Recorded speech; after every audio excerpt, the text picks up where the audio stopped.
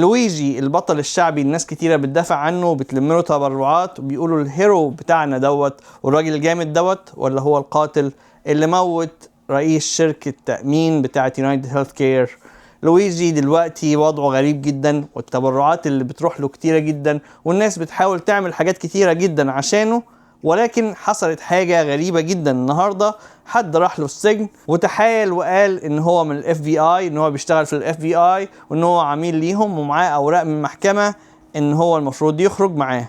بعد ما سألوه على بعض التفاصيل عنه، ان هو مثلا يطلع الكارت بتاعه من الاف بي اي والكلام دوت، طلع لهم الاي دي بتاعه، وهم شكوا في الموضوع فدوروا عليه، اكتشفوا ان هو مقدم اوراق مزورة، والراجل دلوقتي في السجن. الراجل اتقبض عليه. قصة غريبة جدا، ولكن الناس بتحاول تدافع عن لويجي في كل مكان. هل السبب في دوت كره الناس لشركة يونايتد هيلث كير، ولا السبب لإيه؟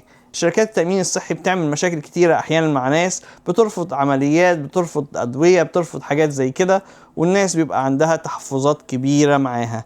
فالدنيا هتوصل لغاية إيه في الموضوع دوت؟ شاركونا برأيكم على الموضوع. لؤي العاصي من نيوجيرسي، مع السلامة.